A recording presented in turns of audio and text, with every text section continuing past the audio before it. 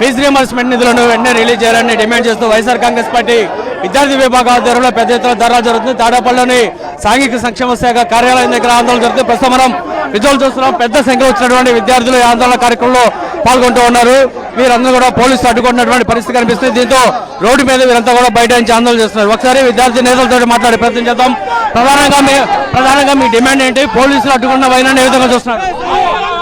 ఎప్పుడైతే వైఎస్ఆర్ కాంగ్రెస్ పార్టీ విద్యార్థి విభాగం ఫీజు రింబర్స్మెంట్ బకాయిలు విడుదల చేయాలని చెప్పి ప్రోగ్రాం కండక్ట్ చేశామో ఆ రోజు నుంచి అడుగడుగున రాష్ట్ర వ్యాప్తంగా ప్రతి నియోజకవర్గ జిల్లా అధ్యక్షులు కూడా అడుగడుగున పోలీసులు అడ్డుకున్న వైనం మనం చూస్తానే ఉన్నాం. అంతేకాదు కూటమి ప్రభుత్వం అధికారంలోకి వచ్చి సుమారు 18 నెలలు అవుతా ఉంది. ఇప్పుడు దాకా కూడా కూటమి ప్రభుత్వం ఒక్క రూపాయి కూడా బకాయిలు తీర్చలేదు.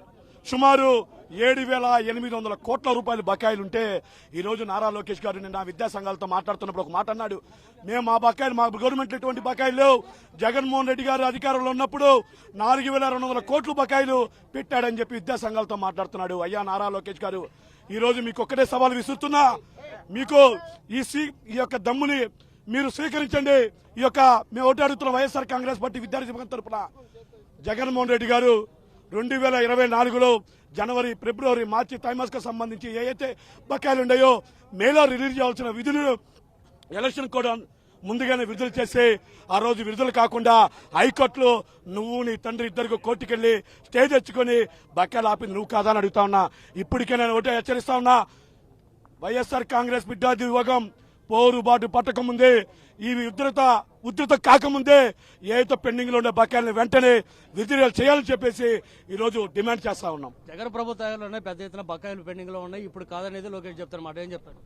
ఒక అబద్దాన్ని పదే పదే ప్రచారం చేసి దాన్ని నిజమని నమ్మించడం కోసం నారా లోకేష్ గారు విశ్వ ప్రయత్నం చేస్తా ఉన్నారు. జగన్మోహన్ రెడ్డి గారు నేతృత్వంలో 4,200 కోట్ల రూపాయలు పెండింగ్ లో ఉన్నాయని చెప్పేసి ప్రభుత్వం నారా లోకేష్ దుష్ప్రచారం చేస్తా ఉన్నారు.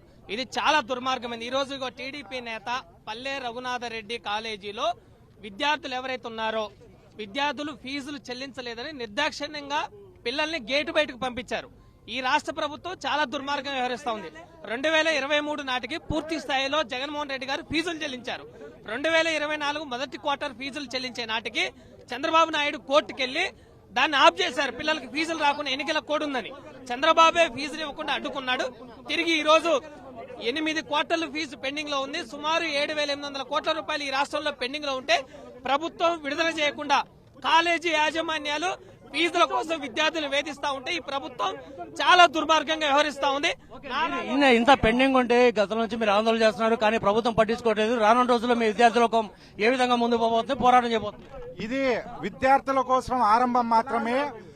ఖచ్చితంగా ప్రతి జిల్లా హెడ్ క్వార్టర్లో వైఎస్ఆర్ కాంగ్రెస్ పార్టీ అనుబంధ విభాగమైన వైఎస్ఆర్ విద్యార్థి విభాగం ఆధ్వర్యంలో ఈ ఉద్యమం చాలా తీవ్రతరం చేశాం.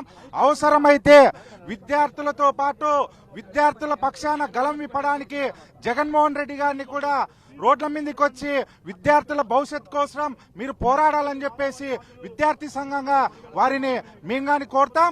చంద్రబాబు, నువ్వు గతం నుంచి నువ్వు మోసగాడివి, ఈ ప్రజలకు నువ్వు మోసం చేశావు గతంలో.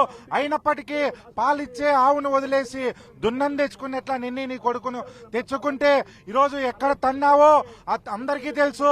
ఖచ్చితంగా నిన్ను తన్నే రోజులు దగ్గరలో ఉన్నాయని చెప్పేసి తెలియజేస్తున్నాం.